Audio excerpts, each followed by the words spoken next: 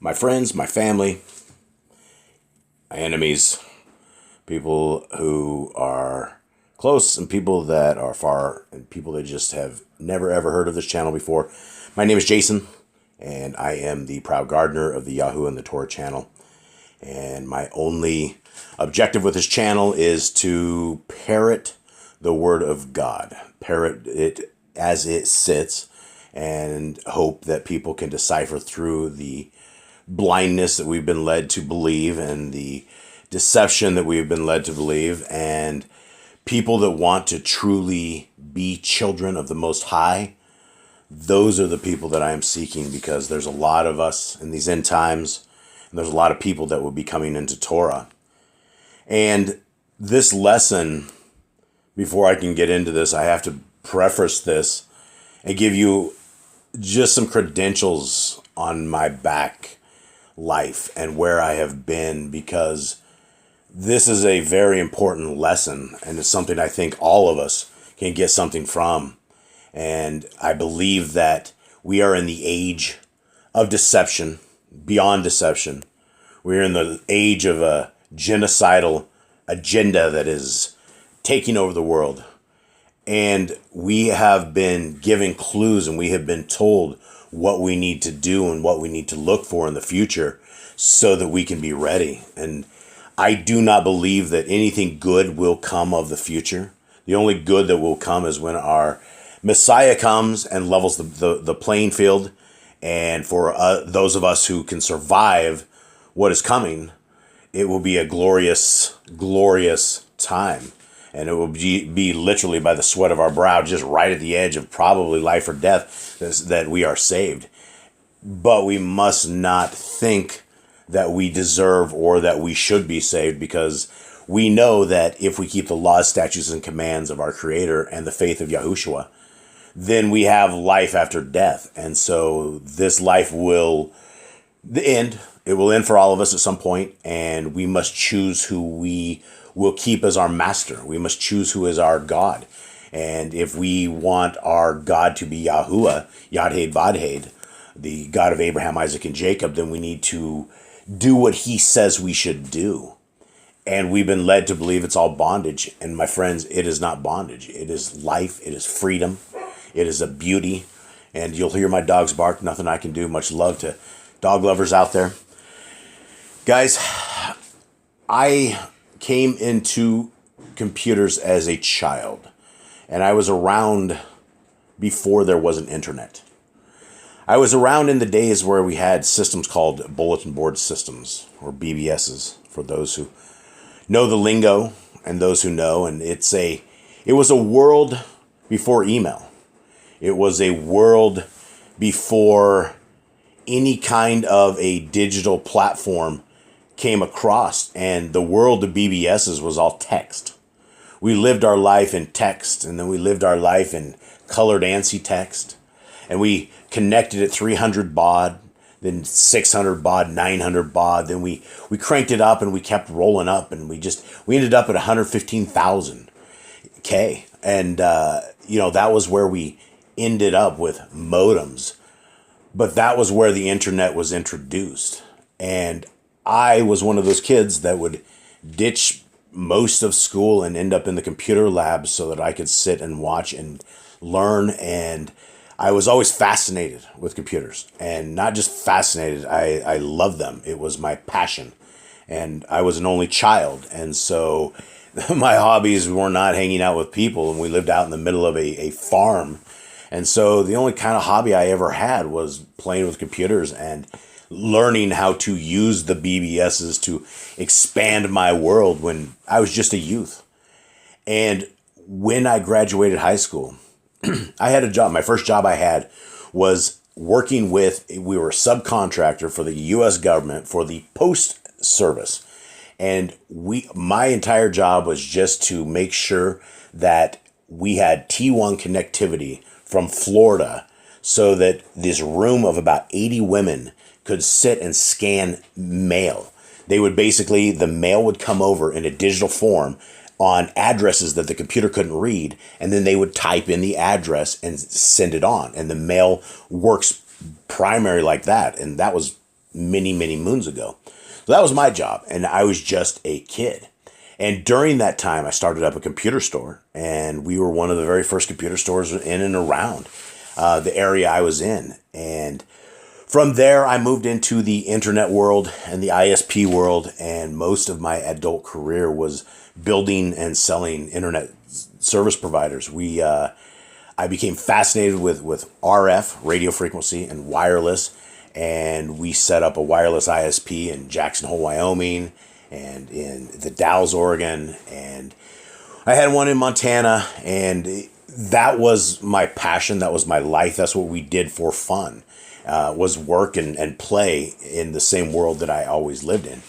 And so as somebody who's a geek to that fashion, there is not a lot I have not touched on.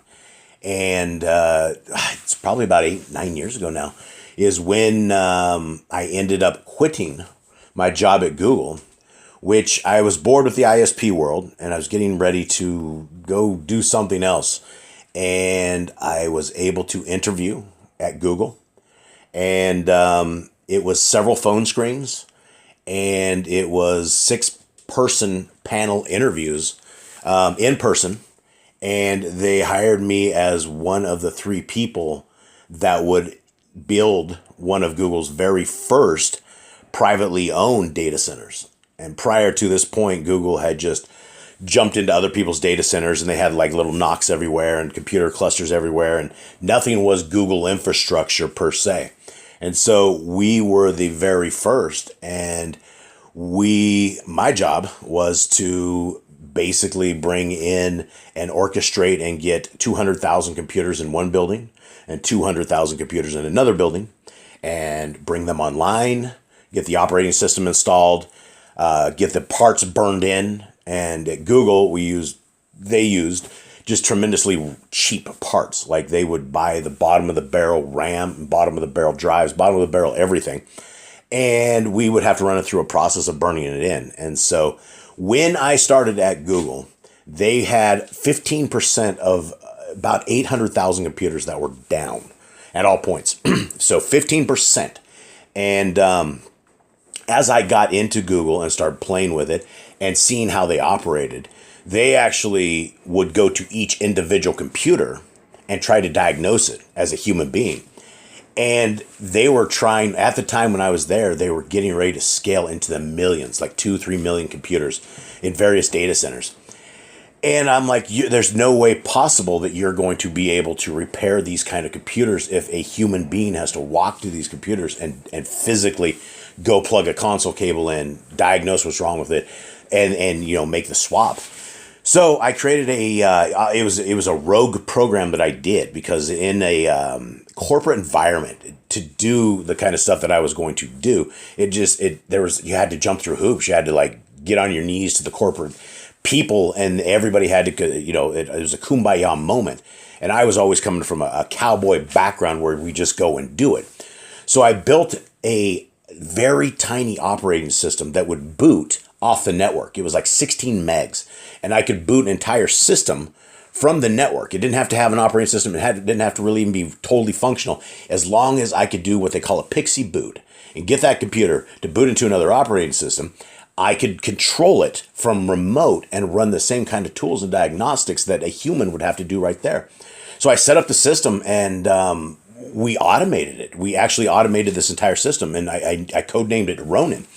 And it took off. Like, all these people started using this program because it's basically artificial intelligence for repairing computers. So part of Google's success is my ideas that I had to cowboy up, which I had a ton of fun doing, and it was a blast.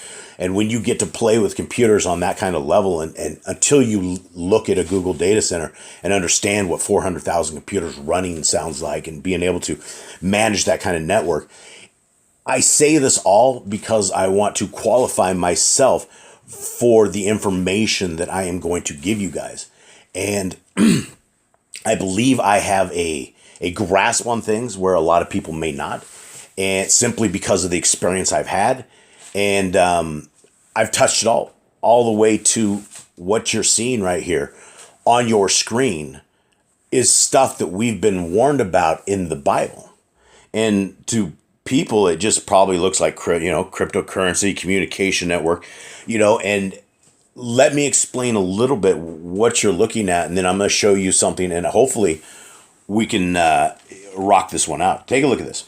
So 145 is us, right? We're the humans, right? We are 145. There's a sensor, right? And then we have a communication network. The communication network is any internet of any kind of fashion. And then you have a 110 on the far left over here, which is a server. And, cryptocurrency system, which is yet another system, another set of cloud, but it's just more servers, right? The what we're going to be talking about right here is the 145, 140, and 130, and what that actually is and how we have been warned about this in the Bible. So let's take a quick look. I want to touch on a topic first, and this is this lesson I had ready, or I was working on prior to going blind, and I was finishing it up with a magnifying glass trying to get through it. And by the mercy of our Creator and His ability to allow me to heal, I'm actually doing this with just a set of glasses now. And so recovery is going great. I have a great lesson on that as well coming up, and I'll explain to everyone what happened. But let's come real quickly to Revelation 6. And I see stuff all the time about a pass, right? It's a green pass, right? There's green pass everywhere. It's down in South America. It's down in Israel. Everybody has to have this green pass. And there are some translation errors, and I'm going to show you something real quick. Revelation 6:7. And then I'm going to read it first in the King, and then we're going to go over to my preferred version, which is the Sefer, but I wanted to show you guys the translation first. And when he had opened the fourth seal, I heard the voice of the fourth beast say, "Come and see." And I looked, and behold, a pale horse, and his name that sat on him was Death, and hell followed with him. And power was given unto them over the fourth part of the earth, to kill with sword, and with hunger, and with death, and with the beasts of the earth. Right? And if we look over at verse 8, right? Same thing over in the NIV, which is on the right-hand side right here.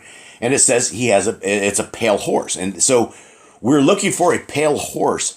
And it didn't occur to me till just the other day when we were out with a local down in South America. And they don't say things like brown cow, right? They say things like it's like yellow cow or black cow. They never say colors like brown when they're describing it. So you'll see a brown cow and they say it's like a yellow cow. It doesn't make any sense at all. But then let's take a quick look at this in the Sefer. And verse 7, and when he had opened the fourth seal, I heard the voice of the fourth beast say, "Come and see." And I looked, and behold, a green horse, and his name that sat on him was Death, and Sheol followed with him. And power was given unto them over the fourth part of the earth to kill with sword, and with hunger, and with death, and with the beasts of the earth. And then I'll finish this version up by quoting chapter 9 here, reading it. And when he had opened the fifth seal, I saw under the altar the souls of them that were slain for the word of Elohim and for the testimony which they held. So this is very interesting because we have a green horse and we have a system right now that everybody's going to have to show this stuff to.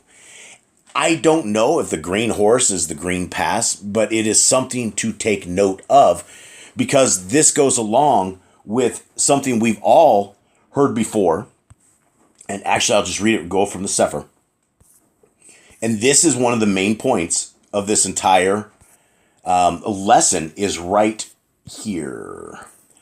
You guys have all heard this, right? This is the end. This is telling us about the 666. Let's listen. Revelation 13:16. And he causes all, both small and great, rich and poor, free and bond, to receive a mark in their right hand or in their foreheads, right? How many translations have we heard about having a mark on their right hand or on their foreheads, right? At this point, if we are having a system that they call medicine that changes the image of our Creator, we are now marked, right? What system are we marked with is the question. Verse 17, and that no man might buy or sell, save he that had the mark, or the name of the beast, or the number of his name, right? Listen up. Here is wisdom. Let him that has understanding calculate the number of the beast, for it is the number of a man, and his number it's like 666, right? We're gonna look at this in the King real quick, but this is 666 in the correct translation. Now let's take a look here.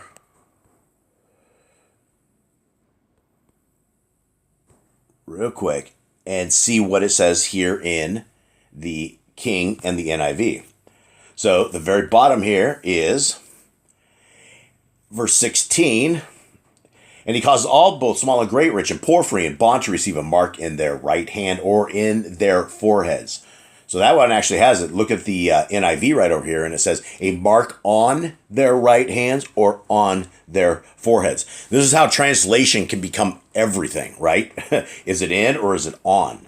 Verse 17, and that no man might buy or sell, save that he that had the mark, or the name of the beast, or the number of his name. Here is wisdom. Let him that hath understanding count the number of the beast, for it is the number of a man, and his number is 666. And over here in the NIV, it says that number is 666. So what does this mean, guys? It says, let him that hath understanding count the number of the beast, and then it tells us for it is the number of a man, and his number is 666, right? So we have been told that that something with a man is going to come out, and it is going to be the mark of the beast, right? Now, how does this apply to this? Well, back in this date, right here, look at the occultic stuff here, folks.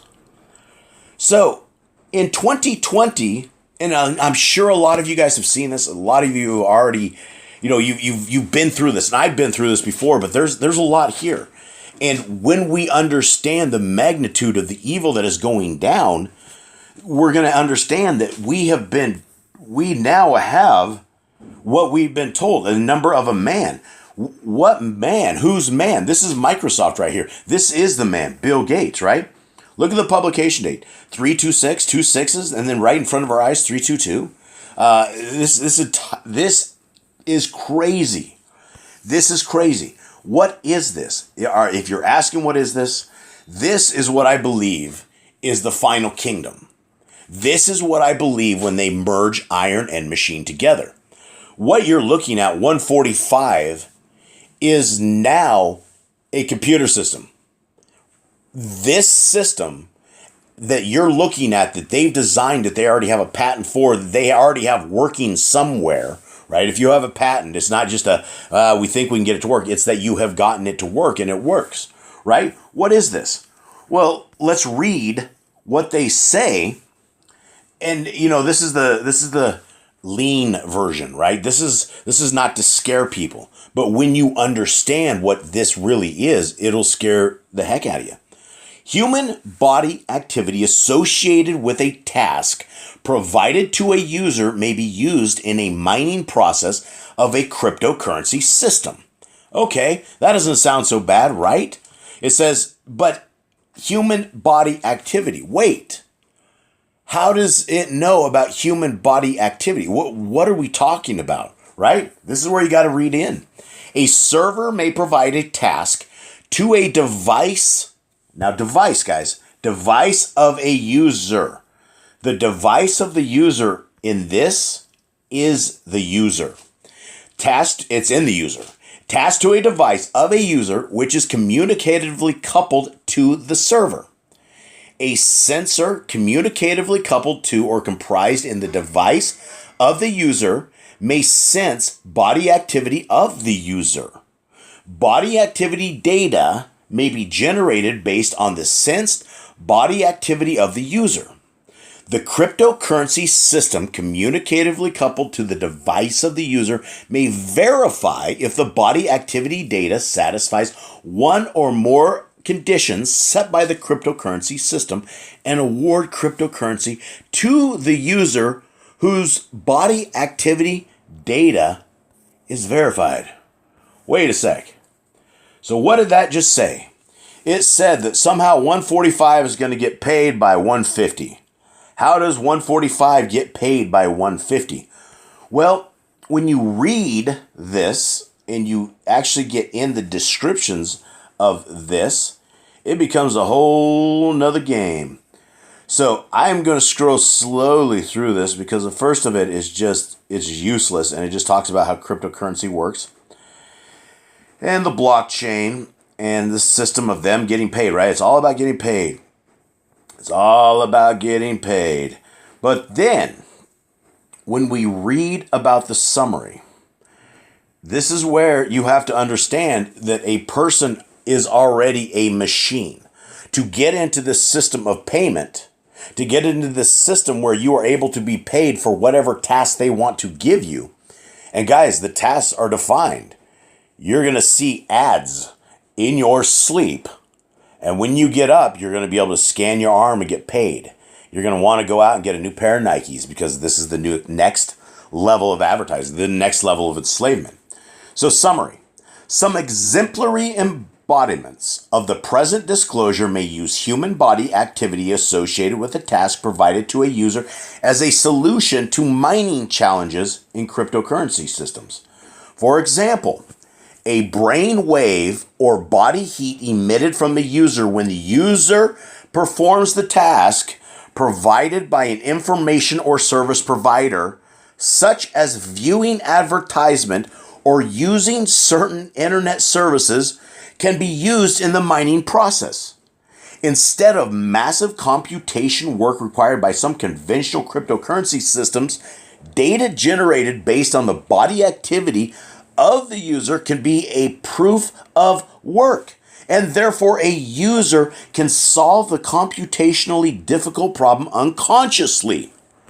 Guys, they are serving you ads in your sleep. They are programming you as slaves. This is the coming world that is here now. Accordingly, certain exemplary embodiments of the present disclosure may reduce computational energy for the mining process as well as make the mining process faster. Guys, they're talking about using human bodies as complete enslavement and doing their bidding. You get paid in cryptocurrency when you view an ad in your sleep. How does that happen unless you are one with the machine? You are plugged into the matrix. You're not going to be able to view an ad. You're not going to have a device. This is all about being in the system. It's about being in you. And so when we were told to watch out for 666, because it's something of a man, it's something to look for, right? And so the world we are in right now, where we have to make a choice over serving Satan or serving Yah, by allowing things in to our temple, we have to be aware this is the end times. Flesh will not make it many, many years, right? We see what's happening right before our eyes. The nooses are coming down, especially for those who resist. There's no better time than right now to get into the Word of Yah, to get into the salvation grace of love, and also keeping the commandments of the Messiah, Yahushua. Yahushua did not come to destroy the Torah. In fact, he says not one jot or tittle of the Torah will be gone until heaven and earth pass away. So if that is the case, and heaven is still here, earth is still here, that means the Torah is still here, and not one jot or tittle of the Torah will be gone. How is that possible to have a Torah that is gone?